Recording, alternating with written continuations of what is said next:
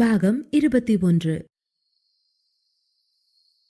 சௌமியா ஆரியனை அணைப்பதையும் அவன் அவள் கைகளை பிடித்தபடி ஏதோ சொன்னதையும் கொஞ்ச தூரத்திலிருந்து சித்தார்த், நிவாசினி மற்றும் மின்மினி மூவரும் பார்த்து கொண்டிருந்தனர். மின்மினியை பார்த்ததும் தன்னிச்சையாய் அதிர்ந்தான். மின்மினி இங்கு வருவாள் என்று ஆரியன் எதிர்பார்க்கவில்லை. மின்மினியை பார்த்த ஆரியன், இவ இவ இங்க என்ன பண்றா? இங்க வர போறேன்னு கூட என்கிட்ட சொல்லவே இல்ல என்று நினைத்து கொண்டே வேகமாக அவர்கள் மூவரையும் நோக்கி செல்ல ஆரம்பித்தான். ஆனால் மின்மினி ஆரியன் தன் அருகில் வருவதை கண்டவுடன் அவள் வேகமாக அவனை சந்திக்க விரும்பாதவள் போல நேராக சித்தார்த் அம்மாவிடம் சென்றாள். மின்மினி அவனை பார்த்தும் பார்க்காமல் செல்வதை பார்த்து கொண்டே சித்தார்த்தை முறைத்தான். இவையே இங்க வந்திருக்கா என்று சித்தார்த்திடம் கேட்டான். சித்தார்த், ஏன் தங்கச்சி இங்க வந்ததுல உனக்கு என்ன பிரச்சனை?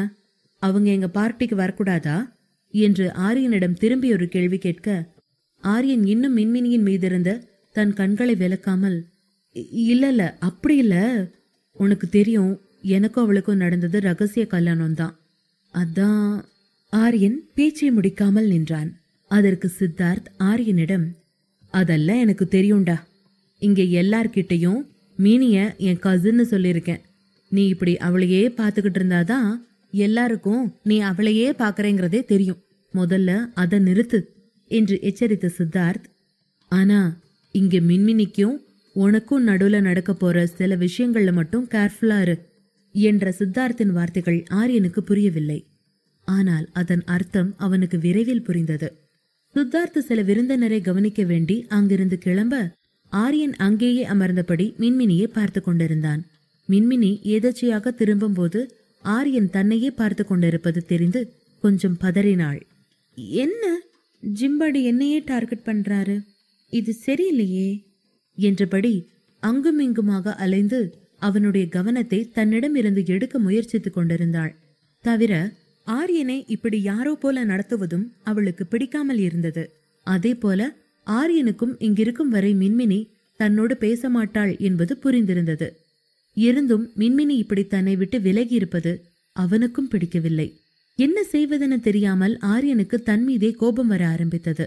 அதை சரி செய்ய வேட்டரிடம் தனக்கு ஒரு லாட்ஜ் ரெடி பண்ண சொல்லிவிட்டு மீண்டும் மின்மினியை பார்க்க ஆரம்பித்தான். அவளை பார்த்தபடியே விஸ்கியை பருகி கொண்டிருந்தான். தங்கச்சிய இப்படியாவது நல்லா பாரு, எப்படியும் வீட்டுக்குள்ள டாம் அண்ட் ஜெரி போலதான் இருப்பீங்கன்னு எனக்கு தெரியும். எங்கேயாவது உனக்கு வைஃபா உன் லைஃப் முழுக்க வரப்போற என் தங்கச்சிய முழுசா பாரு என்று கிண்டல் செய்தான் சித்தார்த். டேய் போடா, முதல்ல பார்ட்டிக்கு வந்தவங்களை கவனி என ஆரியன் எரிச்சலாக சொல்ல, நான் அதைத்தான் பண்ணிட்டு இருக்கேன், அப்பப்ப வந்து உன்னை பாக்குறேன் என்றபடி அங்கிருந்து நகர்ந்தான். டேய், யார் அந்த சித்தார்த் கசின்? அவ்வளோ அழகா இருக்காங்க என்று ஆரியன் அருகில் அமர்ந்திருந்த 2 பையன்களும் தங்களுக்குள்ளே பேசிக் கொண்டிருந்தனர். அவர்கள் சொல்வதை கேட்டுவிட்டு ஆரியன் மின்மினியை பார்த்தான். அதன் பின் சுற்றி முற்றி பார்ட்டி நடக்கும் இடத்தை நோட்டமிட அதில் பெரும்பாலான கண்கள் மின்மினியை நோக்கி இருப்பதை பார்த்தவனுக்கு கோபம் சுர்ரென ஏறியது. வீட்டுல இருக்கும்போதெல்லாம் நெத்தியில குங்குமம், கால்ல மெட்டின் அலைவா, இப்ப என்ன கல்யாணம் ஆன எல்லா அடையாளத்தையும் பர்பஸா மறைச்சிருக்கா? அவளை இரு வர என்றபடி கைகளை மூடி முஷ்டி செய்தபடி மின்மினியை பார்த்து நகர, டியூட் இங்க என்ன பண்றீங்க, வாங்க கேக் வெட்டலாம் என அவனை அங்கிருந்து அழைத்து போனான் சித்தார்த். கேக் வெட்டும் இடத்தில் மின்மினி நிவாசினி அருகில் நிற்க ஆரியன் வேறு வழியில்லாமல் அவளிடமிருந்து விலகி நின்றான். சித்தார்த் கேக் வெட்ட நிவாசினியும் சித்தார்த்தும் கேக்கை மாறி மாறி ஊட்டிக் கொண்டனர். கேக் வெட்டி முடித்ததும் வந்திருந்த அனைவரும் தம்பதிகளுக்கு தங்கள் வாழ்த்துக்களை தெரிவிக்க ஆரம்பித்தனர். ஆனால் அந்த கலேபரத்திலும் கூட ஆரியன் இன்னும் மின்மினியை பார்ப்பதை நிறுத்தவில்லை. மின்மினிக்கு இப்போது ஆரியன் மீது கோபம் வந்தது. என்னையே இப்படி பாக்குறாரு, நாம என்ன தப்பு செஞ்சோம்? ஆச்சி வேற பக்கத்துல இல்ல, என்னமோ நான் இவங்க குடும்ப சொத்து திருடன மாதிரியில குறுகுறுன்னு பாக்குறாரு என்று தனக்கு தானே புலம்பியபடி ஆரியனின் பார்வையில் இருந்து மறைந்து நித்தியின் அருகில் நின்றாள். ஆனால் மின்மினி இப்படி செய்ததை அடுத்து ஆரியனின் கோபம் அதிகமானது. என்னை விட்டு எவ்வளவு தூரம் போவியோ போ, ஆனா கடைசியில நீ என்கிட்ட தான் வந்தாகணும் என்று மின்மினியை பார்த்து தனக்குத்தானே முணுமுணுத்தான் ஆரியன். கொஞ்ச நேரத்தில் பார்ட்டி களை கட்டியது. டிஜே தொடங்க அங்கிருந்து அனைவரும் ஆட ஆரம்பித்தனர். நிவாசினியும் சித்தார்த்தும் அவர்களோடு ஆட ஆரம்பித்தார்கள். ஆரியன் மின்மினியை பார்த்தான். அவள் ஒரு பட்டாம்பூச்சியின் படபடப்புடன் அங்கும் இங்குமாக அலைந்து கொண்டிருந்தாள்.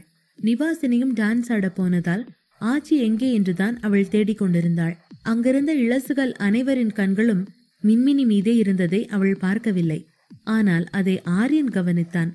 அப்போதே மின்மினியை அங்கிருந்து வீட்டுக்கு கூட்டி சென்று விட வேண்டும் என்று நினைத்தான். அப்போது ஆரியனுக்கும் சித்தார்த்திற்கும் பொதுவான நண்பன் நவீன் அங்கே வந்தான். கையில் மது கிளாஸுடன் ஆரியனிடம் வந்தவன், யாரு அந்த பொண்ணு என்று கேட்டான். திடுக்கிட்ட ஆரியன், யாரு, எந்த பொண்ணை பத்தி கேக்குற என்று தடுமாற, அதான்டா மெரூன் அனார்கலியில நெஜ அனார்கலி மாதிரி கியூட்டா இருக்காளே, நம்ம சித்தார்த்தோட கசின், அவளை பத்தி தான் கேக்குறேன் என்றான் நவீன். நவீன் அவன் வாயால் மின்மினி பற்றி பேசுவதை ஆரியன் விரும்பவில்லை. சும்மா இருடா, அவ சித்தார்த்தோட கசின், ஞாபகம் வச்சுக்க என்று எச்சரித்தான். சர்ரா புரியுது என்று சொன்னவன், சித்துட்ட சொல்லி அந்த ஃபிகரை எனக்கு செட் பண்ணி விட சொல்லுடா, உடனே வேணும் போல, அவ்வளோ அழகா இருக்கா என்று நிலைமை புரியாமல் ஆரியனிடம் பேச ஆரியன் எட்டி நவீன் காலரை பிடித்தான். இன்னொரு வாட்டை இந்த மாதிரி பேசுன, இனி இன்னொரு பொண்ணை பாக்குறதுக்கு உனக்கு கண்ணே இல்லாம பண்ணிடுவேன் என்று ஆரியன் நவீனை எச்சரிக்க, இதை எதிர்பார்க்காத நவீன் திரும்ப ஆரியனின் காலரை பிடித்தான். திடீரென இருவரும் இப்படி சண்டை போடுவதை பார்த்து அங்கு நின்றவர்கள் அனைவரும் பயந்து போனார்கள். இருவரையும் விலக்க முயற்சித்தார்கள். ஆனால் ஆரியன் அதையும் தாண்டி நவீனின் தொண்டையில் கைகளை வைத்து நெரிக்க ஆரம்பிக்க, சித்தார்த் பின்னாலிருந்து ஆரியனை கட்டிப்பிடித்து அங்கிருந்து நகர்த்தி இழுத்து போனான். டேய், இது ஃபேமிலி பார்ட்டிடா, கொஞ்சம் கூலா பிஹேவ் பண்ணு, நிறைய மீடியா ஆட்கள் வந்திருக்காங்க என்று சித்தார்த் ஆரியனை எச்சரித்தான். சித்தார்த்தின் இந்த வார்த்தைகளை கேட்டதும் ஆரியனுக்கு கோபம் கொஞ்சம் கொஞ்சமாக அடங்கியது. முதல்ல நவீன் இங்கிருந்து போக சொல்லு என்று கோபம் தீராமல் கத்தினான். இதை கேட்ட நவீனுக்கு கோபம் வந்தது. இவன பெரிய யோக்கியனா, இவன் மட்டும்தான் பொண்ணுங்களை பார்க்கணுமா என்ன? நாங்க பார்த்தா எங்க கண்ணை நோண்டிடுவாரோ? எங்க நோண்டிதான் பாரு என்று பதிலுக்கு நவீன் கத்த, அங்கிருந்து ஒருவர் அவனை சமாதானம் செய்தபடி, கொஞ்சம் சும்மா இருங்க நவீன், ரொம்ப பேசினீங்கன்னா உங்க பிசினஸ் ரன் பண்ண ஹெல்ப் பண்ண ஆரியன் உங்களை நடுத்தெருவுக்கு கொண்டு வரவும் தயங்க மாட்டார் என்று கூற, அவரின் பேச்சை கேட்டபடி நவீன் அங்கிருந்து கிளம்பினான். இங்கு ஆரியன் கோபமாக சித்தார்த்தை திட்டினான். அவன் எதுக்கு பார்ட்டிக்கு வந்திருக்கான்? நீ எதுக்கு இந்த ஃபேமிலி பார்ட்டிக்கு அவனை இன்வைட் பண்ண என்று ஆரியன் கத்த, ஆரியன் சொல்ல வருவதை புரிந்து கொள்ளாத சித்தார்த், நீ முதல்ல என்ன நடந்துச்சுன்னு என்கிட்ட சொல்லு என்றான். ஆரியன் சித்தார்த் கேள்வியை புறந்தள்ளியபடி, நான் சொல்றத நீ கேளு என்றபடி சித்தார்த்திடம் ரகசியமாக எதையோ சொல்ல, அதை கேட்ட சித்தார்த், யாராச்சும் இதை பார்த்தா என்ன ஆகுறது என்று அதிர்ச்சியானான். ஆரியன் சித்தார்த் சொல்வதை கேட்டு, அதெல்லாம் பார்க்க மாட்டாங்க என்று அவசரமாக கூறி சித்தார்த்தை கன்வின்ஸ் செய்தான். ஆரியன் இப்படி பேசியதும் அவனை பார்த்து சிரித்தான் சித்தார்த். அவன் புன்னகையில் எரிச்சல் அடைந்த ஆரியன், நான் என்ன இப்ப உங்ககிட்ட ஜோக்கா சொன்னேன், எதுக்கு இப்படி சிரிக்கிற என்று கோபமாக கேட்டான். கல்யாணத்துக்கு அப்புறம் நீ ரொம்ப மாறிட்டடா, உன்னால மின்மினியை விட்டு பிரிஞ்சிருக்க முடியலல்ல? சும்மாவா சொன்னாங்க கல்யாணம் பண்ணுனா பசங்க மொத்தமா மாறிடுவாங்கன்னு என்று ஆரியனை கிண்டல் செய்து சித்தார்த் சிரித்தான். சித்தார்த் சொல்வதை கேட்டு ஆரியன் அவனை முறைக்க ஆரம்பித்தான். அப்போது சித்தார்த் அவனை பார்த்து, சரி முறைக்காத, இப்ப அனுப்பி வைக்கிறேன், நீ முதல்ல கிளம்பு என்றான். ஆரியன் சித்தார்த்தின் வீட்டு மொட்டை மாடிக்கு சென்று அதன் கைப்பிடி சுவர் அருகே நின்று சிகரெட் புகைத்து கொண்டிருந்தான். மின்மினியை மொட்டை மாடிக்கு அனுப்புமாறு சித்தார்த்திடம் கேட்டதால் அவள் வரும் வரை காத்திருந்தான். இங்கே மின்மினி அவளுக்கு முன்னால் சென்ற நிவாசினியிடம், நிவா எங்க போறோம்? பார்ட்டி சூப்பரா நடந்துட்டு இருக்கு, அங்கே இருக்கலாமே என்று அவளோடு வேகமாக நடந்தபடியே கேட்டாள். நிவாசினி மின்மினியின் கையை பிடித்து கொண்டு, அது ஒன்னும் இல்ல மினி, ஒரு முக்கியமான ஆள் உன்னை பாக்கணுமா, உனக்காக வெயிட் பண்றாரு, அதான் அவர்கிட்ட உன்னை கூப்பிட்டு போய் காட்ட போறேன் என்று நமட்டு சிரிப்புடன் கூறினாள். மின்மினி குழப்பமடைந்து நிவாசினியிடம், ஆனா அதுக்கு எதுக்கு இப்ப நம்ம படியேறி மொட்டை மாடிக்கு போயிட்டு இருக்கோம்? அவர் என்ன அவ்வளோ பெரிய உயரத்திலயா இருக்காரு என்று விஷயம் புரியாமல் கேட்டாள் மின்மினி. நிவாசினி, ஆமா, மொட்டை மாடியில தான் அவர் இருக்காரு என்றபடி பொதுவாக பதில் சொன்னாள். அப்ப அவரை பார்த்த உடனே நாம மறுபடியும் பார்ட்டிக்கு போயிடலாம் தானே என்று மின்மினி கேட்டாள். நிவாசினி இந்த முறை எதுவும் பேசவில்லை. மாடியை அடைந்தவர்கள், உன்னை ஒருத்தர் பார்க்கணும்னு சொன்னார்ல, அவர் இங்கதான் உனக்காக வெயிட் பண்றார், நீ ஏன் வந்து பாரு என்றாள் நிவாசினி. நிவாசினியின் வார்த்தைகளை கேட்டு மின்மினி முன்னே கதவருகே சென்று மொட்டை மாடியை எட்டி பார்க்க ஆரம்பித்தாள். யாரையும் காணாததால் திரும்பி, இங்க யாருமே இல்ல நிவா என்றாள். ஆனால் அதை கேட்க நிவா அங்கு இல்லாததால் மின்மினி நிவாவை தேட நிவாசினி படிக்கட்டுகளில் இறங்கி போய்க் கொண்டிருந்தாள். மின்மினி பதற்றத்துடன் மொட்டை மாடியில் கண்களை அங்கும் இங்கும் விரித்து பார்த்தபடி, கடவுளே, எனக்கு பயமா இருக்கு. இந்நேரத்துக்கு இங்க கொண்டு வந்து விட்டுட்டு போயிட்டா? அது யாரு என்ன பார்க்கணும்னு சொன்னது?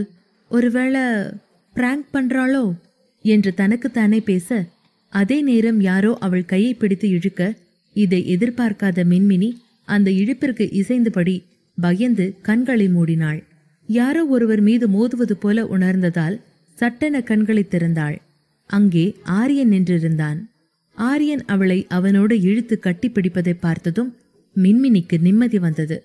நீங்க தானா என்றவளுக்கு ஆச்சி சொன்னது ஞாபகம் வர, இங்கேயே வந்தீங்க, இங்கு வந்தும் என்ன பயமுறுத்துறத நிறுத்த மாட்டீங்களா என்று ஆரியனிடம் கோபப்பட்டாள். அவனை விட்டு விலகிய மின்மினியை அவளின் இடுப்பை பற்றி அவன் அருகே இழுத்தான் ஆரியன். ஆரியன் இப்படி செய்ததால் இந்த நேரத்தில் இருவரும் மிக நெருக்கமாகிவிட்டனர். ஆரியன் மின்மினியை மேலும் கீழுமாக பார்த்து, உன் தாலி எங்க? உன் குங்குமம் என்னாச்சு? ஏன் மெட்டி போடல? பார்ட்டினா எல்லாத்தையும் தூக்கி போட்டுட்டு வந்துருவியா என்று சரமாரியாக கேள்வி கேட்டான். மின்மினி அவன் பேச்சை கேட்டதும், யார் சொன்னா நான் தாலி இல்லாம இருக்கேன்னு? எல்லாம் உள்ள இருக்கு, யாருக்கும் தெரியாது என்றாள். இதை கேட்டு சமாதானம் அடைந்த ஆரியன், அதையே மறைச்சு வச்சிருக்க? அந்த தாலியில என் பேர் எழுதியிருக்கு, உனக்கு அது தெரியும்ல, அதுதான் பொது இடத்துல உன்னை சேஃபா வச்சுக்கும் என்றாள். அவன் பேச்சை கேட்ட மின்மினி ஏதோ யோசித்து விட்டு, ஓ ஆமா ஆமா, இத நான் யோசிக்காம போயிட்டேன். ஆனா நானா எதுவும் பண்ணல, ஆச்சி தான் சொன்னாங்க, அதான் செஞ்சேன். ஆச்சி தாலியை கழட்டி வீட்டுல வச்சுட்டு வர சொன்னாங்க, ஆனா நான் தான் கேட்கல, ஜஸ்ட் ட்ரெஸ்ல மறைச்சிட்டு மட்டும் வந்தேன் என்று வெள்ளந்தையாக சொன்னாள் மினி. உனக்கு என்னைக்குதான் மூளை வேலை செஞ்சிருக்கு என்ற ஆரியனை பார்த்து மின்மினி, ஓ அப்படியா, ஆமா எனக்கு மூளை இல்ல, உங்களுக்கு தான் நிறைய இருக்கே, இந்நேரத்துக்கு என்ன எதுக்கு இங்க வர சொன்னீங்க என்று கேட்டபடி அவன் நெருக்கத்தில் இருந்து விலக முயற்சித்தாள். மின்மினியின் இந்த வார்த்தைகளை கேட்ட ஆரியனுக்கு கோபம் வந்தது. தன்னை விட்டு விலகும் மின்மினியை இறுக்கி பிடித்து கொண்டு, என்கிட்ட க்ளோஸா இருக்கிறதுல உனக்கு என்ன பிரச்சனை என்று கேட்டான். மின்மினி அவன் வார்த்தைகளுக்கு பதில் சொல்லாமல் ஆரியனின் மார்பில் கைகளை வைத்து அவனை தள்ளிவிட முயன்றாள். என்னை விட்டுருங்க ப்ளீஸ், இவ்ளோ டைட்டா பிடிக்கிறீங்க, எனக்கு வலிக்குது, நான் போனும் என்று கெஞ்சினாள். அவள் சொல்வதை கேட்ட ஆரியன் அவளிடம், அப்படியெல்லாம் நீ போயிட முடியாது என்று இந்த முறை கொஞ்சம் கோபத்துடன் சொன்னான். நான் உங்களை சிகரெட் பிடிக்க கூடாதுன்னு சொல்லியும் சிகரெட் பிடிச்சிருக்கீங்க தானே, எனக்கு இந்த ஸ்மெல்லே பிடிக்கல என்று அவன் சிகரெட் வாசனைக்கு முகம் சுழித்தபடி மின்மினி சொல்ல, ஆரியன் ஒரு அங்குலம் கூட நகராமல் மின்மினியை பார்த்து கொண்டே இருந்தான். மின்மினிக்கு எரிச்சலாக வந்தது. என்ன பண்றீங்க? அங்க எனக்காக எல்லாரும் வெயிட் பண்றாங்க, நான் போனும் என்றாள் மின்மினி.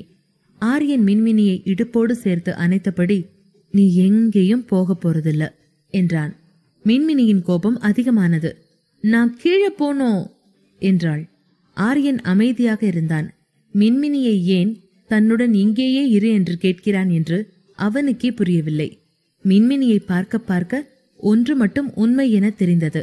அது அவனை தவிர மின்மினியை வேறு யாரும் பார்ப்பதை ஆரியனால் தாங்கிக் கொள்ள முடியவில்லை.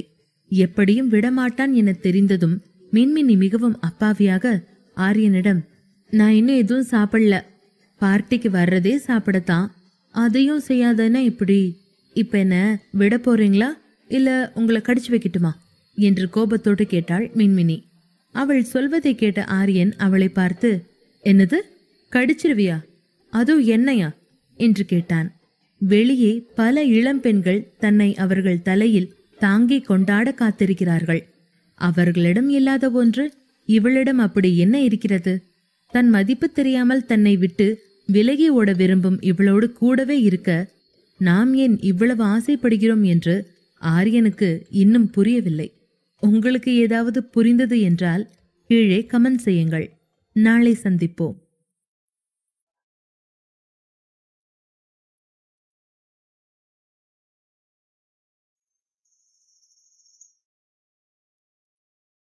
பாகம் 22. மின்மினி மீண்டும் ஒரு முறை என்னை விடுங்க ப்ளீஸ் என்றாள். மின்மினியின் குரலை கேட்ட ஆரியன் சுய நினைவுக்கு வந்தான். மின்மினியை விட்டு விலகாமல் அவளை அணைத்துக் கொண்டான். ஆரியன் இப்படி செய்ததும் மின்மினி, ஷோ என்ன இது, இது வேறொருத்தங்க வீடு, என்னை விடுங்க என்றவளை விடாமல் ஆரியன் பிடித்து கொண்டிருக்க, கீழே ஃபுட் ஐட்டம்ஸ் ஐஸ்கிரீம் எல்லாம் தீந்துரும், அப்புறம் நான் எதை சாப்பிட்றது, நான் வந்ததே நல்ல வெரைட்டியாக சாப்பிடணும்னு தான், என்னை விடுங்க என்று கத்த ஆரம்பித்து விட்டாள். மின்மினியின் வார்த்தைகளில் ஆரியன் சிரிக்க ஆரம்பித்தான். மின்மினியை விடுவிப்பதற்கு பதிலாக அவளை இன்னும் இறுக்கி பிடித்தான். மின்மினி அவனிடமிருந்து வெளியேற முடியாமல் தன்னை இறுக்கிக் கொண்டிருந்த அவன் கைகளை அடிக்க ஆரம்பித்தாள். மின்மினி தன்னுடைய சின்னஞ்சிறு கைகளால் ஆரியனை இப்படி அடிப்பது ஆரியனுக்கு பிடித்தே இருந்தது. சிறிது நேரம் கழித்து மின்மினி அமைதியானாள். அவனோடு போராடுவது வீண் வேலை என்று தோன்றியது.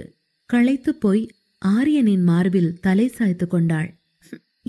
எனக்கு பசிக்குது, நான் சாப்பிடணும் என்று மட்டும் சொன்னாள். ஆரியன் அவள் காதருகி குனிந்து, சரி நான் உனக்கு சாப்பாடு கொண்டு வரேன் என்றான். இதை கேட்டதும் மின்மினிக்கு உற்சாகம் வந்தது. ஆரியனிடமிருந்து விலக ஆரியன் இந்த முறை அவளை விடுவித்தான். அவள் வேகமாக கைப்பிடி சுவர் அருகே நின்று கீழே எட்டி பார்த்து கொண்டே, ஃபர்ஸ்ட் என்னென்ன ஐட்டம்ஸ் இருக்குன்னு நான் செக் பண்றேன் என்றபடி அங்கிருந்து வேடிக்கை பார்த்தாள். தோட்டம் சற்று தொலைவில் இருந்ததால் உணவு மெனு என்னவென்று மேலும் கீழும் பார்த்து கண்டுபிடிப்பது சற்று கடினமாக இருந்தது. மின்மினி சோகமான முகத்துடன் ஆரியனிடம் திரும்பி வந்தாள். இங்கிருந்து எதுவுமே தெரில, எனக்கு என்ன வேணும்னு எப்படி சொல்றது, நான் வேணா கீழே போய் நிவாசினி கூட சாப்பிட்டுட்டு மறுபடியும் மேல வந்துட்டா என்று அப்பாவி போல கேட்க கேட்க மின்மினியை கண்கொட்டாமல் பார்த்தான் ஆரியன். அதன் பின் ஆரியன் யாரோடோ போனில் பேச ஆரம்பிக்க அதுவரை அமைதியாக இருந்தவள், இதுதான் சான்ஸ், நாம் அப்படியே சத்தம் இல்லாம இங்கிருந்து எஸ்கேப் ஆயிடலாம் என்று தனக்குள் பேசியபடி மெதுவாக காலை பூமியில் பதித்து சத்தம் வராமல் நடக்க முயற்சிக்க, இங்கிருந்து எங்கேயும் போக நினைக்காத என்ற ஆரியனின் குரல் அவளை தடுத்து நிறுத்தியது.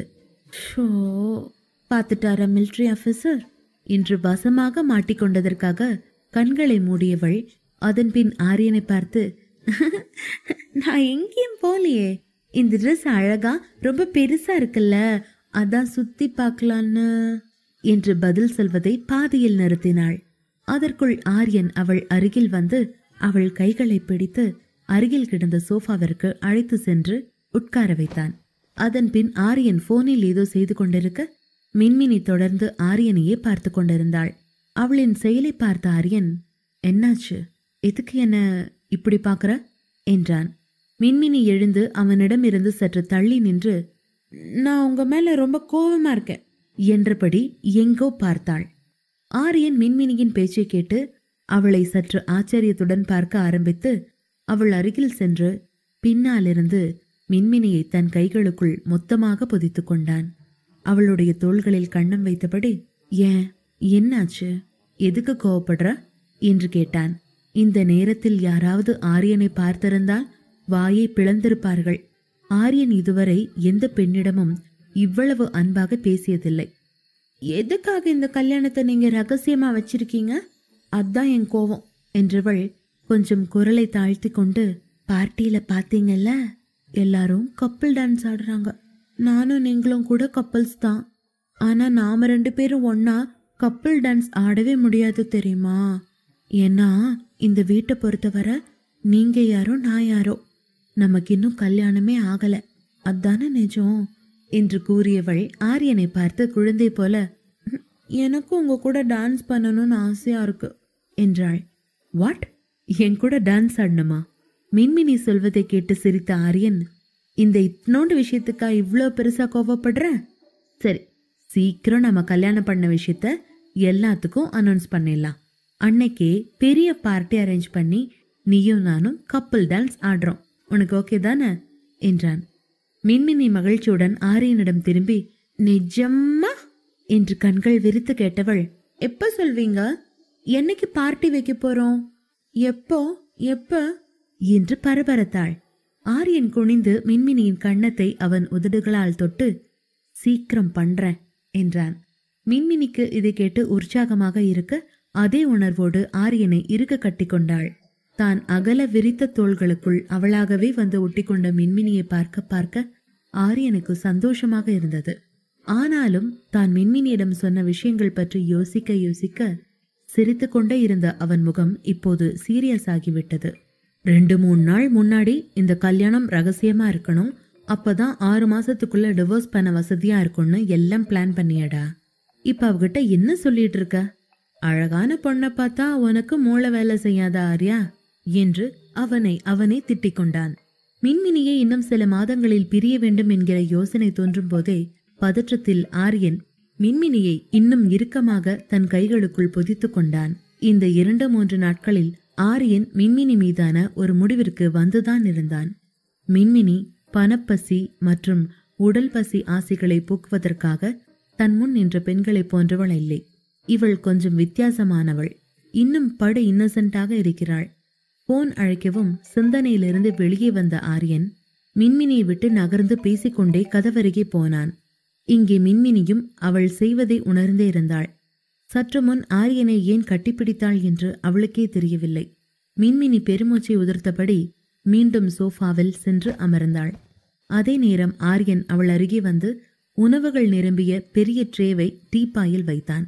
அதில் இருந்த உணவை பார்த்தவள் எல்லாவற்றையும் மறந்துவிட்டு வேகமாக அங்கிருந்த தட்டை எடுத்தாள். ஆஹா, வந்துருச்சு, இதுக்குத்தான் ஆசைப்பட்ட குமாரு, இறங்கி அடிப்பான் வா என்று அவளாகவே பேசிக்கொண்டு உணவுகளை தட்டில் போட ஆரம்பித்தாள். சற்று முன் நடந்த எதுவும் தன்னை கொஞ்சமும் பாதிக்காமல் உற்சாகமாக சாப்பிட ஆரம்பிக்கும் மின்மினியை பார்த்த ஆரியன் புன்னகைத்துக் கொண்டே, அவன் நிச்சயமா இன்னும் குழந்தைதான் என்று தனக்குள் தானே சொல்லிக் கொண்டான். ஆரியன் அவளை அப்படி சந்தோஷமாக பார்த்ததும் யோசிக்க ஆரம்பித்தான். இது நாள் வரைக்கும் நாம பழகின எந்த பொண்ணு சந்தோஷமா இருந்தாலும் துக்கமா இருந்தாலும் நமக்கு அது ஒரு மேட்டரே இல்ல. ஆனா இப்ப இவ பண்ற ஒவ்வொன்னும் எனக்கு புதுசா தெரியுதே, ஏன் என்று யோசித்தான். யோசிக்க யோசிக்க ஆரியனுக்கு தலை வலித்தது. மின்மினி அவனை முழுவதுமாக ஆக்கிரமிக்க ஆரம்பித்திருந்தாள். மின்மினியின் முழு கவனமும் அவளது உணவில் இருந்தது. ஆனால் அவள் பார்வை மட்டும் ஆரியன் மீது விழுந்தது. ஆரியனை பார்த்து, நீங்களும் வாங்க, நீங்க இன்னும் சாப்பிடல தானே என்று கேட்க ஆரியன் முதலில் மறுத்தான். அதன் பின் பலவிதமாக யோசித்துவிட்டு மின்மினியின் அருகில் சென்று அமர்ந்தான். மின்மினி பட்டர் நானை அழகாக பீத்து பன்னீர் பட்டர் மசாலில் நனைத்து அதை சுருட்டியபடி ஆரியனின் வாய் முன் நீட்டினாள். சாப்பிடுங்க என்று சைகை செய்தாள். ஆரியன் மறுபடியும் வேண்டாம் என்று சொல்லவே தோள்களை உலுக்கியபடி, சரி okay, no props, who cares, நானே சாப்பிட்டுக்கிறேன் என்றபடி அவள் அதை தன் வாயில் போட்டுக்கொண்டாள். சிறிது நேரத்தில் அங்கு வைத்திருந்த அத்தனை உணவையும் முடித்துவிட்டாள் மின்மினி. ஆரியன் மின்மினியை ஆச்சரியத்துடன் பார்த்தபடி, சின்னோண்டுக்கு இருக்கா, ஆனா எவ்வளோ சாப்பிடுற, எல்லாத்தையும் நீயே முடிச்சிட்டியா என்று கேட்டான். மின்மினி, ஆமா, நான் தான் உங்களை சாப்பிடுங்கன்னு சொன்னேன்ல, நீங்க தான் சாப்பிடல, அதான் நானே சாப்பிட்டுட்டேன் என்றபடி குட்டியாய் போப் செய்தாள்.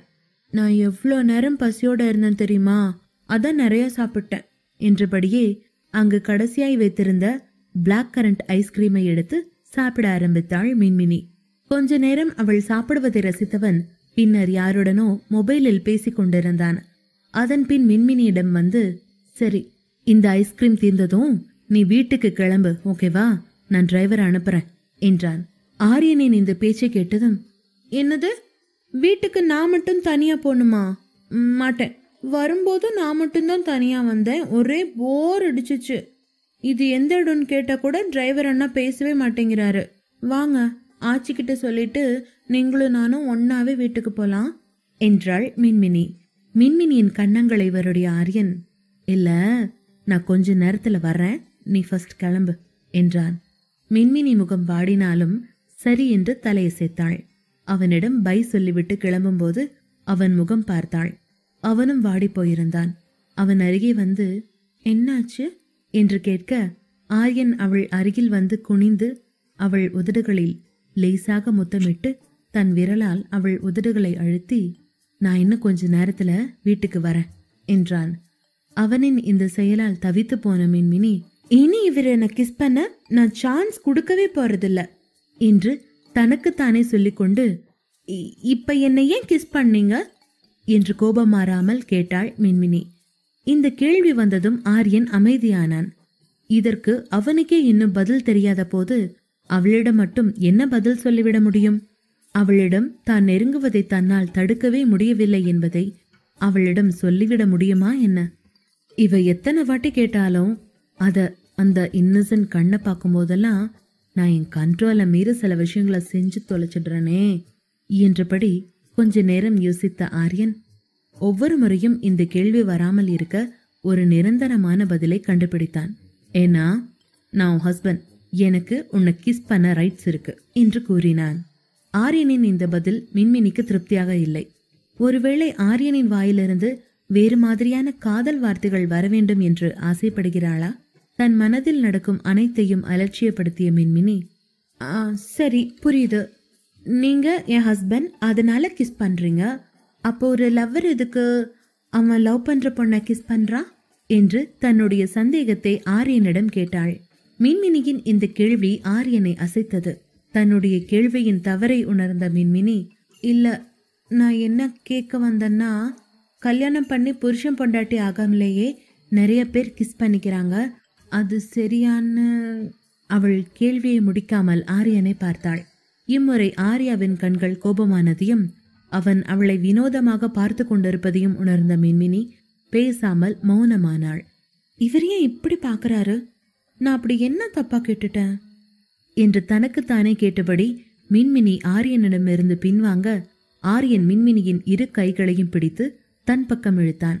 அதன் பின் பல்லை கடித்து அவளுக்கு மட்டும் கேட்கும் வகையில், அதனே உன்னை கிஸ் பண்ண லவர் கிட்ட கேட்டிருக்கணும், உன்னை கல்யாணம் பண்ண என்கிட்ட வந்து இந்த கேள்வியை கேட்கிற என்றான். அவனுடைய வார்த்தைகளை கேட்டு மின்மினி திகைத்தாள். ஓ, இதை இப்படி கூட யோசிக்கலாமா என்று நினைத்து கொண்டே, கேட்டிருப்பேன், ஆனா எனக்கு தான் பாய் ஃப்ரெண்ட் யாருமே இல்லையே, அப்படி யாரும் வந்திருந்தா கண்டிப்பா அவங்கிட்ட கேட்டிருப்பேன். ஆனா என்ன ஃபர்ஸ்ட் கிஸ் பண்ணது நீங்க தானே, அப்போ உங்ககிட்ட தானே நான் இதை கேட்க முடியும் என்றவள், கொஞ்சம் கையை விடுறீங்களா, ரொம்ப வலிக்குது என்றாள். மின்மினியின் இந்த பேச்சை கேட்டதும் ஆரியன் மின்மினியின் மீதான தனது பிடியை தளர்த்தினான். மின்மினி சொன்ன வார்த்தைகளை மனதிற்குள் திரும்ப திரும்ப சொல்லி பார்த்தான். ஆமா, உண்மைதான்ல, அன்னைக்கு நம்ம கிஸ் பண்ண ஆரம்பிச்சப்பவே இவ அழ ஆரம்பிச்சால, என்னமோ அவளோட ஃபர்ஸ்ட் கிஸ்ஸ நாம ஸ்பாயில் பண்ணிட்டோன்னு கூட திட்டிட்டு கிடந்தாளே, இது எப்படி மறந்தேன்? ஆரியன் தலையை உதறிக்கொண்டான். மின்மினி போன்ற குழந்தை மனம் கொண்ட பெண்களால் அவ்வளவு சீக்கிரம் பாய் ஃப்ரெண்ட் ஜோனிற்குள் வந்துவிட முடியாது. பெண்களை பற்றிய படிப்பில் ஆரியன் PhD வாங்கியவன் அல்லவா? அவனை விட வேறு யாரால் பெண்களை நன்றாக புரிந்து கொள்ள முடியும்? அவன் இதுவரை எத்தனை பெண்களுடன் டேட்டிங் செய்திருக்கிறான் என்பது அவனுக்கே நினைவில் இல்லை. அவனது அனுபவத்திலிருந்து எந்த பொண்ணையும் அவள் எப்படியானவள் என்பதை அடையாளம் காண அதிக நேரம் எடுப்பதில்லை. பார்த்த சில நிமிடங்களில் அந்த பெண்களின் தன்மை அவனுக்கு பட்டவர்த்தனமாக தெரிய வந்துவிடும். இவ்வளவு யோசனைக்கு பிறகு அவனையே பார்த்து கொண்டிருந்த மின்மினியை ஒரு பார்வை பார்த்தான் ஆரியன். அவள் அருகே வந்து நின்று மீண்டும் குனிந்து அவள் உதடுகளை தன் உதடுகளால் தொட்டு, என்னை எதுவும் கேட்காத, நான் வீட்டுக்கு வந்து உனக்கு ஏன் முத்தம் கொடுத்தேன்னு விளக்கமா சொல்றேன். இப்ப நீ வீட்டுக்கு கிளம்பு, என் கூட வா, நான் கார் வரைக்கும் கூட வரேன் என்றான் ஆரியன். மின்மினி அவன் சொல்வதை கேட்டு, அப்ப நான் தனியாத்தான் வீட்டுக்கு போனுமா என்று கேட்டாள். ஆரியன் அதற்கு பதில் சொல்லாமல், சத்தம் போடாம என் கூட வா என்றான். வீட்டுல உள்ளவங்க கேட்டா, ஆச்சி கேட்டாங்கன்னா நான் என்ன சொல்றது? எல்லாத்துக்கும் நீங்க தான் காரணம்னு சொல்வேன் என்று ஆரியனை மிரட்டிக்கொண்டே அங்கிருந்து அவனை விட்டு போக பிடிக்காமல் மின்மினி புலம்பியபடி அவனோடு நடந்து வந்தாள். அதே நேரம் இந்த வழி அவள் வந்த வழியல்ல என்பதையும் அவள் பார்த்து கொண்டிருந்தாள். ஆரியன் சித்தார்த் வீட்டின் பின்பகுதிக்கு வந்திருந்தான். அங்கே ஆட்களோ மீடியாவோ யாரும் இல்லை. அங்கு ஒரு கார் மட்டும் நின்று கொண்டிருந்தது. அது சிதம்பர விலாஸ் வீட்டின் கார். ஆரியன் மின்மினியை காருக்கு அழைத்து சென்று, நீ வீட்டுக்கு போய் தூங்கிரு, நான் பார்ட்டி முடிச்சிட்டு வர லேட் ஆகும் என்றான். மின்மினி அவன் சொல்வதை கேட்பதைப் போல சரி என்று தலையசைத்தாள். அவள் காரில் உட்கார போகும்போது ஆரியன் அவள் கையை பிடித்ததும் அவள் திரும்பினாள். ஆரியன் அவள் அருகில் சாய்ந்து அவள் தலையில் முத்தமிட்டு பின்னர் காரின் கதவை திறந்து உட்கார சைகை செய்தான்.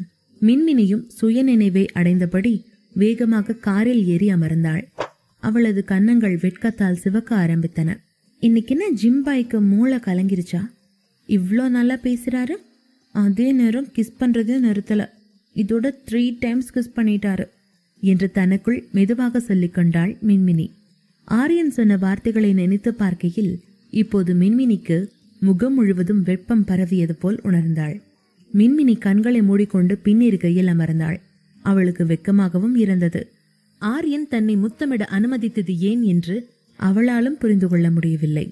அப்போது ஆரியனின் வார்த்தைகள் நினைவுக்கு வந்தன. நாங்க 2 பேரும் புருஷன் பொண்டாட்டி, அதனால கிஸ் பண்ணினா தப்பில்லை என்று தனக்குத்தானே சமாதானம் செய்து கொண்டபடி பயணிக்க ஆரம்பித்தாள். இங்கே ஆரியன் தன் கண்களில் இருந்து காரு மறையும் வரை நின்று கொண்டே இருந்தவன் பின் சிறிது நேரம் கழித்து உள்ளே சென்றான். பார்ட்டியில் ஒரு பக்கம் இருந்த ஆச்சி இப்போது டென்ஷனாகி விட்டார். இந்த மின்மினி எங்க காணோம்? ரொம்ப நேரமா தேடுறேன், என் கண்ணிலேயே சிக்கல. நான் போறப்ப அவ உன்கூட தானே நின்றுட்டு இருந்தா நிவா கண்ணு என்று கவலையாக கேட்டார். நிவாசினிக்கு ஆச்சியிடம் என்ன பதில் சொல்வதென்று தெரியவில்லை. சித்தார்த்தை தேடினாள். அவன் அங்கே தென்படவே இல்லை. சொல்லு நிவா, மின்மினி எங்க இருக்கா என்று கேட்டார்.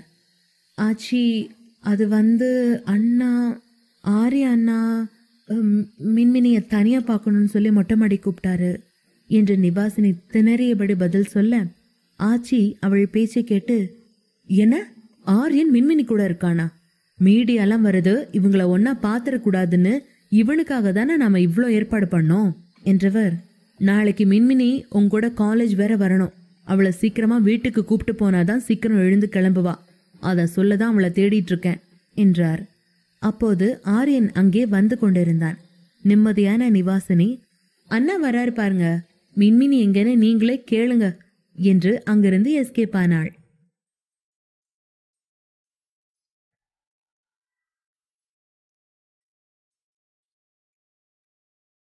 பாகம் 23. மின்மினி எங்கே என்று கேட்ட ஆச்சியிடம் ஆரியனை கை காட்டிவிட்டு நிவாசினி அமைதியாக அங்கிருந்து நழுவினாள். ஆச்சி கோபமாக ஆரியனை பார்த்து, உனக்கு கல்யாணம் ஆனது யாருக்கும் தெரிஞ்சிடக்கூடாதுன்னு தானே நாங்க இங்க நிறைய பிளான் பண்ணி சில விஷயங்களை செஞ்சுட்டு இருக்கோம். நீ பாட்டுக்கு மின்மினியோட அங்க இங்க அலைஞ்சா என்ன ஆகுறது ஆரி? மீடியா ஆளுக இன்னும் இங்க இருக்காங்க என்று ஆரியனை திட்டினார். இல்லாச்சி, அந்த மாதிரி ஒன்னும் நடக்கல. அவளுக்கு தூக்கம் வருதுன்னா அதான் டிரைவர் வர சொல்லி அவளை வீட்டுக்கு அனுப்பிச்சு வச்சுட்டு இங்க வரேன் என்று சமாளித்தான் ஆரியன். ஆச்சி அவன் பேச்சை கேட்டு ஓரளவு அமைதியானார். திடீரென ஞாபகம் வந்தவராக, ஆனா நீ அவளை மொட்டை மாடிக்கு வர சொன்னியாமே, நிவாசினி சொன்னா என்று கேட்டார். ஆச்சிக்கு என்ன பதில் சொல்வதென்று ஆரியனுக்கு புரியவில்லை. அப்போது பார்த்து அவன் முன்னால் வந்த சித்தார்த்தை பார்த்தபடி அவன் வேகமாக, ஆச்சி என்ன சித் தேடுறான் பாருங்க, நாங்க போறேன் என்றபடி சாக்கு சொல்லிவிட்டு அங்கிருந்து அவசரமாக நழுவினான்.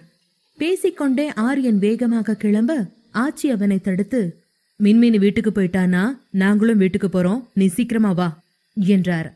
அவள் சொல்வதை கேட்ட ஆரியன் சரியாச்சி என்று பதிலளித்தான். ஆச்சி அங்கிருந்து கிளம்ப ஆரியன் அருகில் வந்து நின்றான் சித்தார்த். ஆரியனை பார்த்து, என்ன ப்ரோ இவ்ளோ சீக்கிரம் வந்துட்ட என்று கண்ணடிக்க தன்னை கலாய்க்கிறான் என்று புரிந்து கொண்டான். ஆரியன் அங்கும் இங்கும் பார்த்துவிட்டு, ரொம்ப அதிகமா இத பத்தியே யோசிக்காதடா, வீக் ஆயிருவ என்று சித்தார்த்தை பங்கம் செய்தான் ஆரியன். சித்தார்த் இப்போது இன்னும் சத்தமாக சிரிக்க ஆரம்பித்தான். ஆரியனுக்கும் சிரிப்பு வர இருவரும் அங்கு அமைக்கப்பட்டிருந்த பாருக்கு சென்றனர். One tequila shot and it should be neat என்று ஆர்டர் செய்த ஆரியனோடு அமர்ந்த சித்தார்த்தும் அதையே ரிப்பீட் என்றான். அவர்கள் பிசினஸ் பார்ட்னர்களுடன் பேச வேண்டிய சில விஷயங்கள் இருந்ததால் அவர்கள் வரும் வரை இருவரும் அமைதியாக குடித்துக் கொண்டிருந்தனர். ஆரியனுக்கு மின்மினியின் ஞாபகங்கள் மேலும் அதிகமானது. இன்னைக்கு அவன் நிஜமாவே செம கியூட்டா இருந்தா, ஆனா மத்தவனங்களும் நம்ம கூட சேர்ந்தவளை பாக்குறதுதான் எனக்கு பிடிக்கல என்று தனக்குத்தானே பேசிக்கொண்டான்.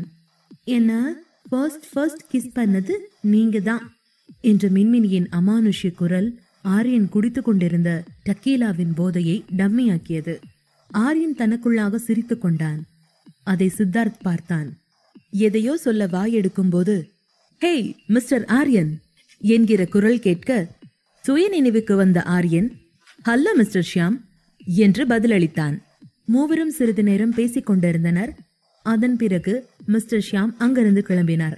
கிளம்பியவுடன், ப்ரோ, உன் பின்னால ஒரு ஆள் வந்து உன் தோளை பிடிக்க போறாங்க, பி கேர்ஃபுல் என்று சித்தார்த் எச்சரிக்க ஆரியன் திரும்பி பார்த்தபோது ஒரு பெண் 5.7 அடி உயரத்தில் தளதளப்பான பிங்க் நிறத்தில் ஒரு ஹால்டர் டாப் மற்றும் ஜீன்ஸ் அணிந்தபடி நின்றிருந்தாள்.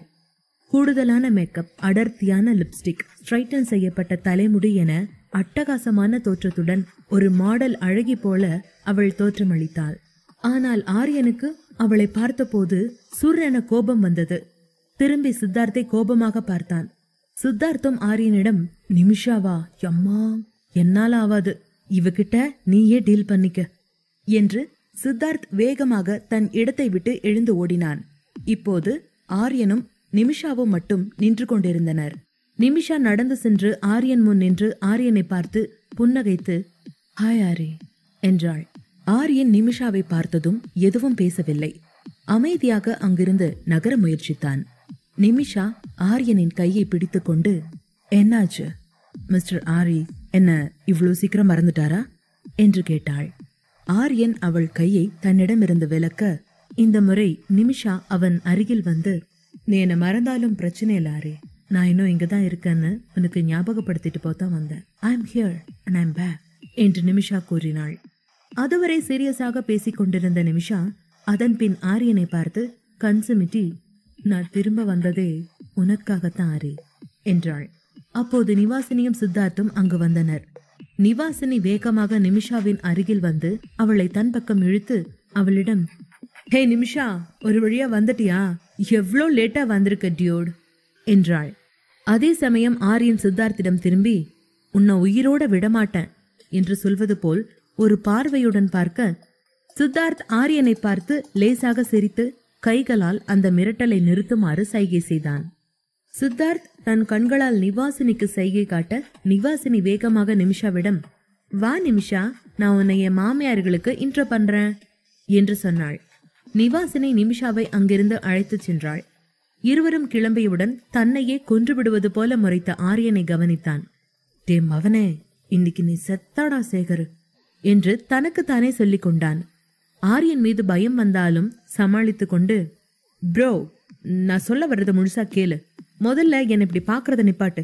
நிமிஷா நிவாசினியோட கசின்டா, அவளை பார்ட்டிக்கு கூப்பிடாம இருக்க முடியாது. எனக்கு இவ வருவான்னு தெரியவே தெரியாது மச்சான். நிவா இன்வைட் பண்ணிருக்கிறதால வந்திருக்கான்னு நினைக்கிறேன். எனக்கு தெரிஞ்சா உங்ககிட்ட முன்னாடியே சொல்லிருப்பேன்டா. நீ என் நண்பேண்டா, புரிஞ்சுக்க ட்ரை பண்ணுடா என்று சந்தான மாடுலேஷனில் சொல்லிக் கொண்டிருந்தான் சித்தார்த். உனக்கு இதெல்லாம் புரியாது நண்பா. பொண்டாட்டிக்கு எவன்லாம் சொந்தக்காரனா இருப்பான்னு நமக்கு தெரியவே தெரியாது. திடீர்னு வீட்டுக்குள்ள ஆளுக குறுக்க மறுக்க நடப்பாங்க. அத வச்சுதான் இது அவங்க சொந்தக்காரங்கன்னு நாம புரிஞ்சுக்கணும். இதாண்டா என் நிலைமை என்று சூழலை காமெடியாக்க முயற்சி செய்து கொண்டிருந்த சித்தார்த்தையே ஆரியன் வைத்த கண் வாங்காமல் பார்க்க, அதனால் எரிச்சல் அடைந்த சித்தார்த், டியூட், முதல் இப்படி பார்க்காத. உன்னை விட உன் கண்ணை பார்த்தாதான் எனக்கு பயந்து வருது என்றான். ஆரியன் இப்போது எதுவும் பேசாமல் கிளம்ப ஆரம்பித்தான். சித்தார்த் அவனை தடுத்து, டே நில்றா, இப்ப மிஸ்டர் ஷியாம் இங்க வருவாரு, நாம் அவர்கிட்ட பேசியாகணும், போகாத என்று கெஞ்சினான் சித்தார்த். ஆரியன் கோபமாக சித்தார்த்தை திரும்பி கூட பார்க்காமல், நான் ஒரு நிமிஷம் இங்க இருக்க முடியாது என்றான். அவன் கோபம் பற்றி தெரிந்த சித்தார்த், சரி நீ கிளம்பு, நான் உனக்கு பதிலா சமாளிச்சுட்டு நாளைக்கு ஆபீஸ் வர சொல்லிக்கிறேன் என்றான். ஆரியன் எதுவும் பேசாமல் பார்ட்டியிலிருந்து வெளியேறினான். ஆரியன் சென்றவுடன் சித்தார்த் சற்று ஆஸ்வாசப்படுத்தி கொண்டு, அம்மா, ஏன்டா என்ன ட்ரம்ஸ் மாதிரி மாத்தி மாத்தி அடிக்கிறீங்க? ஒரு பக்கம் பொண்டாட்டி, இன்னொரு பக்கம் இவ என்று சலித்து கொண்டே உள்ளே சென்றான். நிமிஷாவை பார்த்தது முதல் ஆரியனின் மனம் ஒரு நிலையில் இல்லை. வேகமாக காருக்கு சென்று அதன் கதவை திறக்கப் போகும்போது, என்ன அவசரம் மிஸ்டர் என்று குரல் கேட்டது. ஆரியன் திரும்பி பார்த்தபோது அங்கே நிமிஷா நின்று கொண்டிருந்தாள். அவள் ஆரியன் அருகில் நடந்து சென்று, இப்பதானே மீட் பண்ணிருக்கோம் ஆரி, இன்னும் பேச வேண்டியது எவ்வளவோ இருக்கு, அதுக்குள்ள கிளம்பினா எப்படி என்று கேட்டாள். ஆரியன் அதற்கு எந்த ரியாக்ஷனும் தராமல் பேசாமல் நின்றான். இப்போது கொஞ்சம் கொஞ்சமாக ஆரியனை நெருங்கிய நிமிஷா அவன் காதுக்கு அருகில் வந்து, என்கிட்ட பேசக்கூட உனக்கு பயமா இருக்கா ஆரி என்று சொல்லிவிட்டு சிரித்துக்கொண்டே, நான் உன்னை ஒன்னும் பண்ணிட மாட்டேன், பயப்படாம பேசு என்றாள் நிமிஷா. ஆரியன் இப்போது மிகவும் சிரமப்பட்டு தனது கோபத்தை கட்டுப்படுத்தி கொண்டு நிமிஷாவிடம், ஸ்டாப் யுவர் நான்சென்ஸ், உன்னை பார்த்து நான் ஏன் பயப்படணும்? நீ முட்டாள்னு தெரியும், ஆனா என்னை பத்தி எதுவுமே தெரியாத அளவுக்கு முட்டாளா இருப்பேன்னு நான் நினைக்கல என்று அவள் மீது வெறுப்பை உமிழ்ந்தான் ஆரியன். ஆரியனின் பேச்சை கேட்ட நிமிஷாவின் முகபாவங்கள் சட்டென்று மாறி இப்போது அவள் முகத்தில் கோபமும் வெறுப்பும் தெரிந்தது. அவள் கோபமாக பல்லை கடித்துக்கொண்டு, நான் திரும்ப வந்திருக்கிறது யாரையும் கெடுக்க இல்ல, உன்னை அழிக்கத்தான் என்று பதில் சொன்ன நிமிஷா ஆரியனின் காலரை பிடித்தபடி, என்ன நினைக்கிற ஆரி, லண்டன்ல இருந்து தப்பிச்சு இந்தியா வந்துட்டா நீ சேஃப் ஆயிட்டேன்னு நினைக்கிறியா? நீ செஞ்சதுக்கு உன்னை சந்தோஷமா வாழ விட மாட்டேன். என் அக்காவை நீ என்ன பண்ணினியோ அதே மாதிரி உன்னை நான் சாகடிப்பேன், உன்னை கொன்னாதான் எனக்கு நிம்மதி என்று கத்தினாள் நிமிஷா. அவள் வார்த்தைகளை கேட்ட ஆரியனால் கோபத்தை கட்டுப்படுத்தி கொண்டு இருக்க முடியவில்லை. கோபத்தில் உள்ளங்கைகளை மடித்து முஷ்டியை இறுக்கினான். அதே கையால் தன்னுடைய காரை ஓங்கி குத்தியபடி, நீ சொல்றதெல்லாம் உண்மைன்னு நீயாவே நினைச்சுக்க நிமிஷா, நான் நிரபராதி, இதெல்லாம் நான் லண்டன்லயே நிரூபிக்கவும் செஞ்சிட்டேன், நீ என்ன ஃபாலோ பண்றத முதல்ல நிறுத்து என்றான். அதன் பின் நிமிஷாவின் அருகில் வந்த ஆரியன் அவள் கண்களை பார்த்து, கொஞ்சம் யோசி, என் மேல தப்பு இல்ல, தப்பு பண்ணுனது உன்னோட அக்கா. 3 வருஷத்துக்கு முன்னாடி இருந்த அதே ஆரியன் தான் நினைச்சு அவ பண்ண அதே தப்ப நீயும் செய்யாத. அன்னைக்கு எல்லாரையும் என் கூட சுலபமா பழக விட்டேன், ஆனா இந்த வாட்டி என் வழியில குறுக்க வர ட்ரை பண்ணா அப்புறம் என்னை விட கெட்டவன் யாரும் இல்ல பாத்துக்க என்று கோபமான குரலில் சொன்னான் ஆரியன். அங்கிருந்து விலகி நடக்க ஆரம்பித்த நிமிஷா இதை கேட்டதும் திரும்பி பார்த்து, உன்னை விட கேடு கெட்டவன் இந்த உலகத்திலேயே யாரும் இல்ல ஆரி, அத உனக்கு ஞாபகப்படுத்திக்கிட்டே இருக்கதான் நான் வந்திருக்கேன் என்று கத்தினாள். ஆரியன் அதை காதல் வாங்காமல் காரில் ஏறி அமர்ந்து காரை இயக்கினான். ஆரியன் அங்கிருந்து சென்றவுடன் நிமிஷாவின் செக்ரட்டரி வந்தார். அவரிடம், அந்த பொண்ணை யாருன்னு முதல்ல கண்டுபிடிக்க சொன்னனே, கண்டுபிடிச்சிட்டீங்களா என்று கேட்டாள் நிமிஷா. நிமிஷாவின் உதவியாளர் அவளிடம், அந்த பொண்ணுக்கு பெரிய பேக்ரவுண்ட் எதுவும் இல்ல மேடம், சித்தார்த்தோட கசின் அவ்வளோதான் என்றார். சரி, வேற ஏதாவது புது தகவல் கிடைச்சா வந்து சொல்லுங்க என்றபடி பார்ட்டிக்குள் நுழைந்தாள் நிமிஷா. நிமிஷாவின் மனம் சூறாவளியாய் சுழன்று கொண்டே இருந்தது. அவ சித்தார்த்தோட கசின், அவளுக்கு ஆரியன் கூட என்ன வேலை, அவங்களுக்குள்ள ஏதாச்சும் நடக்குதா, இத ஃபர்ஸ்ட் நாம கண்டுபிடிக்கணும் என்று அவள் முடிவு செய்தாள். நிவாசினியை விட இத பத்தி அதிகம் தெரிஞ்சவங்க வேற யாரும் இல்ல, நிவாட்டியே கேட்கலாம் என்று அங்கிருந்து நிவாசினி நின்று கொண்டிருந்த இடத்திற்கு சென்றாள். விஷயம் என்னவென்றால், மின்மினியும் ஆரியனும் பின்வாசல் வழியாக வெளியே செல்வதை நிமிஷா பார்த்திருந்தாள். அதன் காரணமாக அவள் மனதில் பல கேள்விகள் எழுந்திருந்தன. இங்கு ஆரியன் சிறிது நேரத்தில் சிதம்பர விலாஸ் வீட்டை அடைந்தான். ஆனால் அவன் மனநிலை மிகவும் மோசமாக இருந்தது. அதே மோசமான மனநிலையுடன் காரை விட்டு இறங்கி வேகமாக உள்ளே வந்து தனது அறையை அடைந்தான். அறை முழுவதும் இருட்டாக இருந்தது. ஆரியன் லைட்டை போட சுவிட்ச் போர்டை நோக்கி திரும்பினான். ஆனால் தனக்கு பின்னால் யாரோ நிற்பதை உணர்ந்தான். ஆரியன் வேகமாக திரும்பி பின்னால் நின்றவனின் இரு கைகளையும் பற்றினான். அது மின்மினிதான் என்று புரிந்து கொள்ள ஆரியனுக்கு அதிக நேரம் ஆகவில்லை. மின்மினியின் இரு கைகளையும் தன் ஒரு கையில் பிடித்துக்கொண்டு ஆரியன் மறு கையால் விளக்கை ஆன் செய்தான். லைட்டை போட்டவுடன் ஆரியனின் கண்கள் மின்மினியை பார்த்தது. மின்மினி அவனை பார்த்து சிரித்தாள். அவள் சிரித்து கொண்டே, நான் உங்களை பிராங்க் பண்ணலான்னு பார்த்தேன், ஆனா அதுக்குள்ள நீங்க கண்டுபிடிச்சிட்டீங்க, நான் பின்னாடிதான் நிக்கிறேன்னு உங்களுக்கு எப்படி தெரியும் என்று குழந்தை போல் கேட்டாள் மின்மினி. மின்மினியின் இந்த விளையாட்டு பேச்சால் ஆரியனிற்கு கோபம் வந்தது. ஏற்கனவே அவனது மனநிலை சரியில்லை. அது புரியாமல் நடந்து கொள்ளும் மின்மினியின் இந்த குழந்தை விளையாட்டுகள் அவனுக்கு சுத்தமாக பிடிக்கவில்லை.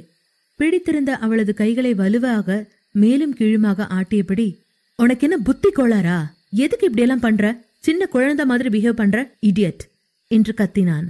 அதற்கு மின்மினி முகம் சுளித்து கொண்டே, ஹலோ, இதுல என்ன கிட்டிஷா நான் நடந்துகிட்டேன்னு சொல்றீங்க, எனக்கு போர் அடிச்சுது, தூக்கம் வேற வரல, நீங்க வர்றது பால்கனி வழியா பார்த்தேன், உங்க கூட விளையாட நினைச்சேன், இது ஒரு தப்பா என்று கோபம் குறையாமல் கேட்டாள். மின்மினி இப்படி பேசுவது ஆரியனை மேலும் கோபப்படுத்தியது. அவளுடைய கைகளை விடாமல் பிடித்தபடி அவளை அங்கிருந்த சோஃபாவில் அமர வைத்தான். நீ போய் தூங்கணும்னு சொல்லிதான் அனுப்பின, நீ ஏன் இன்னும் தூங்கல என்று கேட்டான் ஆரியன். மின்மினி அவன் சொல்வதை கேட்டு ஏதோ சொல்ல விரும்பினாள். ஆனால் எதுவும் சொல்ல முடியவில்லை. ஆரியன் இப்படி நிமிடத்திற்கு நிமிடம் மாறிக்கொண்டே இருப்பது அவளுக்கு சுத்தமாக பிடிக்கவில்லை. அவள் வாய் பொத்தியபடி, சரி சரி, என் மேலதான் தப்பு. இனிமேல் உங்க கூட ஜாலியா விளையாடணும்னு நான் நினைக்க மாட்டேன். ஆனா ஒண்ணு, தூங்குறது என் இஷ்டம். நான் நினைச்சாதான் தூங்குவேன். உங்க பவரை அதுல எல்லாம் காட்ட முடியாது. எனக்கு ஒண்ணு உங்களை பார்த்த பயம் எல்லாம் இல்ல என்ற மின்மினியின் குரலில் தெரிந்த அலட்சியம் அவனுக்கு ஒரு நிமிடம் நிமிஷாவை நினைவூட்டியது. அதனால் ஆத்திரமடைந்த ஆரியன் மின்மினியின் கைகளை இறுக பற்றி கொண்டான். மின்மினி ஆரியனிடம், என்னதான் பிரச்சனை உங்களுக்கு? எப்ப பார்த்தாலும் என் கையவே பிடிச்சுக்கிட்டு இருக்கீங்க. இப்ப என்ன, என் கையை உடைக்கணுமா உங்களுக்கு என்று மீண்டும் கத்தினாள். மின்மினியின் உரத்த குரலை கேட்டு ஆரியன் சுயநினைவை அடைந்து அவளை அதிர்ச்சியில் அப்படியே விட்டுவிட்டான். மின்மினி பேலன்ஸ் தவறி கீழே விழப்போக ஆரியன் அவளை தாங்கியபடி கட்டிலில் அமர வைத்தான். மின்மினி அவள் தலையை பிடித்துக்கொண்டு, உங்களுக்கு அப்படி என்ன கோபம் என் மேல என்று சொன்னபடி கட்டிலில் அமர்ந்தாள். அதன் பின் எதையோ கண்டுபிடித்தவளைப் போல, ஓ, உங்களுக்கு இருட்டுனா பயமா? இந்த நிக்டோபோபியா இருக்கா? அதான் இப்படி பிஹேவ் பண்ணீங்களா என்றாள். ஆரியன் பதில் ஏதும் பேசாமல் உடை மாற்ற சென்றான். அதன் பின் அவளே, வெல்டன் மினி, நீ கண்டுபிடிச்சிட்ட. இந்த ஜிம்பாடியோட வீக்னஸ் எதுன்னு இப்ப தெரிஞ்சு போச்சு. புத்திசாலிடி நீ என்று தன்னைத்தானே பாராட்டி கொண்டிருந்தாள்.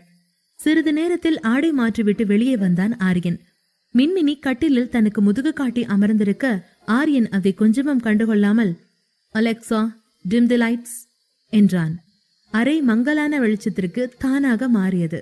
விளக்கு அணைந்தவுடன் மின்மினி, நான் மின்மினியாக்கும். மின்மினினா அர்த்தம் என்ன தெரியுமா? இருட்டுக்கு பயப்பட மாட்டான்னு அர்த்தம் என்று அவளாக பேசிக்கொண்டாள். பாகம் 24. உண்மையில் ஆரியனிடம் உங்களை பார்த்து எனக்கு பயம் எல்லாம் கிடையாது என்று பேச்சுக்கு சொல்லிவிட்டாளே தவிர உள்ளூர நடுங்கிக் கொண்டிருந்தாள். இருந்தும் அதை வெளியே காட்டிக்கொள்ளாமல் மின்மினி வேகமாக திரும்பி ஆரியனிடம், யாரை கேட்டு நீங்க லைட் அமுத்துனீங்க என்று சத்தமாக கேட்டாள். அவளது கத்தலான குரலை கேட்ட ஆரியன் கண்களை திறந்து அவளிடம், வேற என்ன பண்ணணுங்கிற? லேட் ஆயிடுச்சு, பேசாம தூங்கு என்றான். மின்மினி முடியாதென்று தலையை ஆட்டினாள். இல்ல, நான் தூங்க மாட்டேன். நீங்க சரியான ஈகோ பிடிச்ச ஆளு. இங்க நான் ஒருத்தி கோவமா இருக்கேன்ல, என்ன சமாதானப்படுத்தாம நீங்க பாட்டுக்கு லைட் ஆஃப் பண்றீங்க என்று மீண்டும் கத்தினாள். ஆரியன் அவளை பார்த்து, நான் எதுக்கு உன்னை சமாதானப்படுத்தணும்? தப்பு பண்ணினது நீ என்று மட்டும் கூறினான். மின்மினி கண்களை விரித்து, நான் ஒரு தப்பும் பண்ணல, என்ன திட்டுனது நீங்க தானே, நீங்க தான் சாரி சொல்லி என்ன சமாதானம் செய்யணும் என்றாள். ஆரியன் எதுவும் பேசாமல் கண்களை மூடிக்கொண்டு படுத்துக்கொண்டான். ஆரியனை பார்த்த மின்மினி இப்போது தன் இடத்திலிருந்து எழுந்து ஆரியன் அருகில் மண்டியிட்டு அமர்ந்து அவன் தோளை பிடித்துக்கொண்டு, நீங்க இப்படியெல்லாம் தூங்கிட முடியாது, முதல்ல என்ன சமாதானம் செய்யுங்க, அப்புறம் தூங்குங்க என்றாள். ஆரியனின் கோபம் அதிகரித்து கொண்டே போனது. இதுக்கு நான் ஓகே சொல்ல போறதில்ல, அப்ப என்ன பண்ணுவ என்றான்.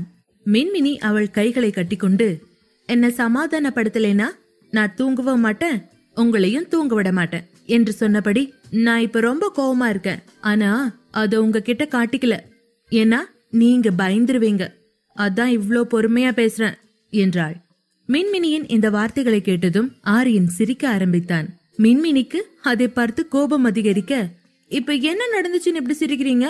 நான் ஏதாவது ஜோக் சொன்னனா என்று ஆரியனை கேட்டாள் மின்மினி. ஆரியன் மின்மினியை அவன் மேல் இழுத்து தன் மீது சேர்த்து கொண்டான். பின் அவளை பார்த்து, பிளீஸ் பிளீஸ் நீ உன் கோபத்தை காட்டேன், எனக்கு அதை பார்க்கணும் போல இருக்கு என்றான். ஆரியன் மேல் தான் இருந்ததால் மின்மினி திகைத்தாள். ஒரு நொடியில் அவளது சத்தம் அனைத்தும் நின்று போனது. அவள் ஆரியனிடம், சாமி சத்தியமா நான் என் கோபத்தை காட்டுறேன், ஆனா அதுக்கு முதல்ல நீங்க என்ன இப்படி பிடிச்சிருக்கிறத விடுங்க என்றாள். மின்மினியின் பேச்சை கேட்டு ஆரியன் இன்னும் சத்தமாக சிரிக்க ஆரம்பித்தான். மின்மினி இப்போது அசைவதை நிறுத்தி அவனை பார்த்து, ஏன் சிரிக்கிறீங்க? போங்க, அப்பனா நான் கோபத்தை காட்ட மாட்டேன் என்று திரும்பிக் கொண்டாள். மின்மினி கோபத்தில் வாய் சுழித்து முகத்தை வேறு பக்கம் திருப்பினாள். இந்த நேரத்தில் அவளது 2 கைகளும் ஆரியனின் மார்பில் இருந்தது. இருவரும் இந்த நேரத்தில் மிகவும் நெருக்கமாக இருப்பதை உணரவில்லை. ஆனால் ஆரியன் அமைதியாகி மின்மினியை பார்க்க ஆரம்பித்தான். விளக்கின் மங்கலான வெளிச்சத்தில் ஆரியனின் பார்வை மின்மினியின் முகத்தில் நின்றது. அவளின் அழகான முகத்தை பார்த்து கொண்டே தன் கோபத்தை எல்லாம் மறந்தவன் அப்படியே நிமிஷாவையும் மறந்தான்.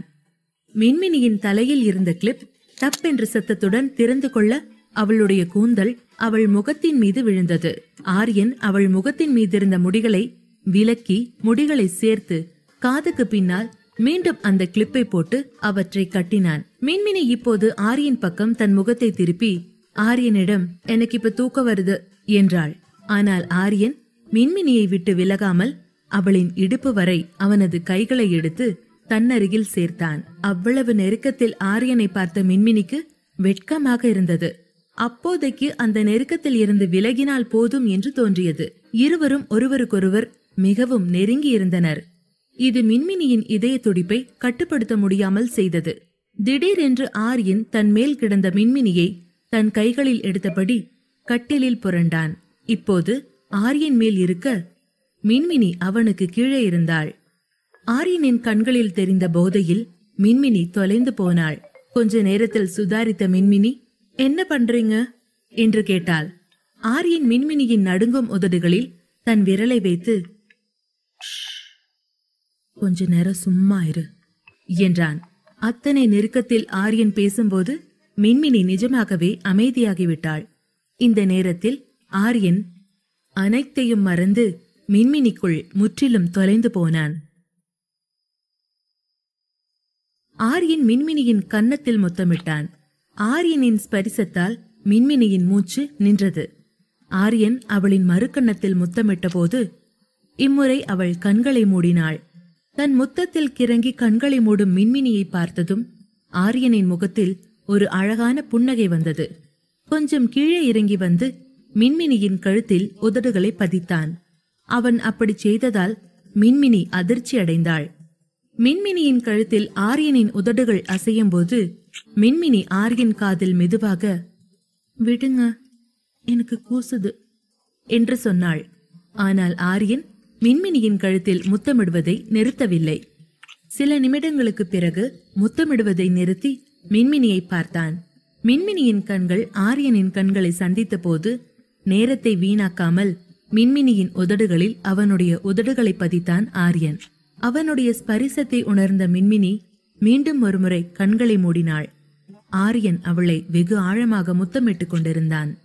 சிறிது நேரம் முத்தமிட்டுவிட்டு மின்மினிக்கு மூச்சு வேகமாக ஆரம்பித்ததும் ஆரியன் அவளை விட்டு பிரிந்தான்.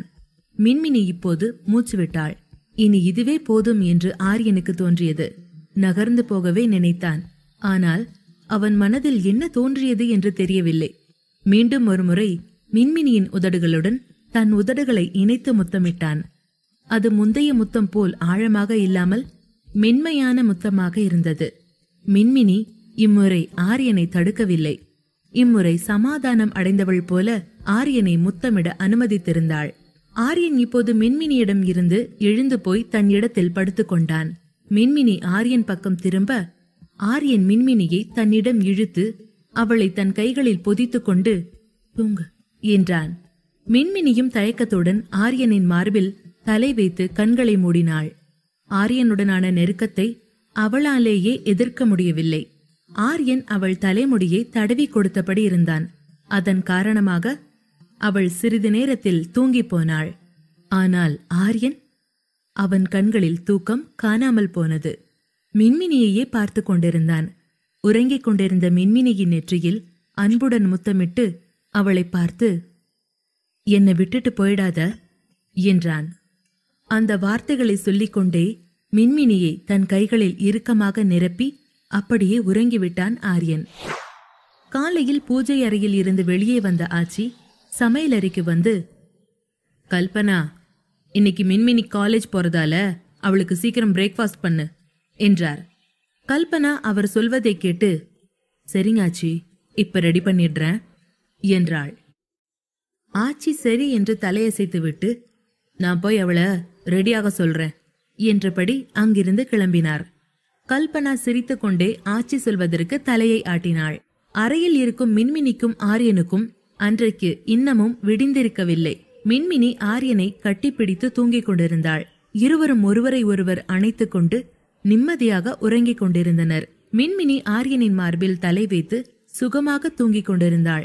அவளது சூடான மூச்சுக்காற்று அவன் கழுத்தை தொட்டு திரும்பியது. அன்று அவனும் வெகு நாட்களுக்கு பிறகு நிம்மதியாக உறங்கிக் கொண்டிருந்தான். அப்போது அவரது அறையின் கதவை யாரோ தட்டினர். சத்தம் கேட்டு சினுங்கிக் கொண்டே ஆரியனின் மார்பில் முகம் பதித்தாள் மின்மினி. மீண்டும் கதவு தட்டும் சத்தம் வந்தது. ஆனால் இம்முறை முன்பை விட சற்று பலமாகவே இருந்தது. ஆச்சி வெளியே நின்று யோசிக்க ஆரம்பித்தார். மின்மினிக்கு என்னாச்சுன்னு தெரியலையே. எப்பவும் காலையில பூஜைக்கு என் கூடவே வந்துருவா. இப்ப மணி 8 ஆச்சு, இன்னும் கீழே வரவே இல்ல. கதவை கூட திறக்க மாட்டேங்கிறாளே. காலேஜ் பத்தி சர்ப்ரைஸ் பண்ணலான்னு சொல்லாம விட்டது தப்பா போச்சோ என்று யோசித்தபடி மீண்டும் கதவை தட்டினார் ஆச்சி. இம்முறை தொடர்ந்து தட்டப்பட ஆரியன் எழுந்தான். கண்களை திறந்து பார்த்தபோது அவன் கைகளுக்குள் மின்மினி தூங்கிக் கொண்டிருந்தாள். அவன் கைகள் இரண்டும் மின்மினியின் இடுப்பில் இருந்தது. ஆரியன் மின்மினியை தன்னிடமிருந்து விலக்க முயன்ற போது மின்மினி ஆரியனை இன்னும் இறுக்கமாக பற்றி கொண்டாள். ஆனால் தொடர்ந்து கதவு தட்டும் சத்தம் கேட்டதால் ஆரியன் மெதுவாக மின்மினியின் தோளை தன்னிடமிருந்து விலக்கி அவளை கட்டிலில் படுக்க வைத்துக் கொண்டு அமைதியாக எழுந்தான். கண்களை தேய்த்து கொண்டே கதவை திறந்த ஆரியன் எதிரில் ஆச்சி நிற்பதை பார்த்தான். ஆரியனை பார்த்ததும் ஆச்சிக்கு கோபம் வந்தது. இன்னுமா 2 பேரும் தூங்குறீங்க என்றார். ஆரியன் அவள் சொல்வதை கேட்டு, அது வந்து ஆச்சி ஆச்சி நைட்டு என்று ஏதோ சொல்ல ஆரம்பிக்க ஆச்சி அவன் பேசுவதை நிறுத்த சொல்லி கை காட்டினார். மின்மினி எங்க? அவ ஏன் இன்னும் கீழே வரல என்று சொல்லிக்கொண்டே அறைக்குள் வந்தார். மின்மினி இன்னமும் தூங்குவதை பார்த்ததும் ஆச்சிக்கு ஆரியன் மீது கோபம் வந்தது. உன் கூடவே தூங்குறதால அவளுக்கும் உன் கெட்ட பழக்கத்தை சொல்லி கொடுத்துருக்கியா? அவ கரெக்டா காலையில பூஜைக்கு வந்துருவா. இப்ப பாரு, உன்ன மாதிரியே இன்னும் எந்திரிக்காம தூங்கிட்டு இருக்கா என்று ஆரியனை கடிந்து கொண்டார் ஆச்சி. இதை கேட்ட ஆரியன், ஆச்சி அதென்ன எப்ப பார்த்தாலும் இவ பக்கமே பேசுறீங்க? உங்க குழந்தை பிள்ளைய நாங்க ஒன்னும் கெடுக்கல. எந்திரிச்சவள தூங்குன்னு தட்டி கொடுத்து தூங்கவும் வைக்கல. நைட்டு முழுக்க தூங்காம என் உயிரை வாங்கினது அவதான். அப்புறம் எப்படி காலையில் எந்திரிப்பா என்று தன் பங்குக்கு பேசினான்.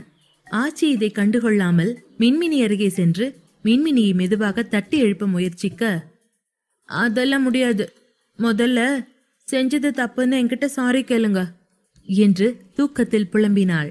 ஆச்சி இந்த வார்த்தைகளை கேட்டதும் ஆரியனை திரும்பி பார்க்க, இதை எதிர்பார்க்காத ஆரியன், உங்க குழந்தை பிள்ளைய நான் ஒன்னும் பண்ணல, தானா தனியா இப்படிதான் அடிக்கடி பேசிக்கிறா, எழுப்பி நீங்களே என்னன்னு விசாரிங்க என்றான்.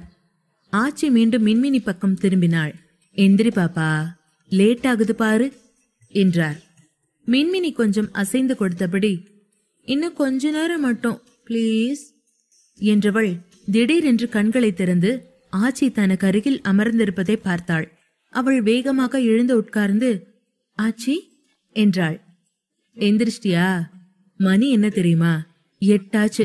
சட்டனை கிளம்பி கீழே வா, உனக்கு முக்கியமான வேலை இருக்கு என்றபடி அங்கிருந்து கிளம்பினார்.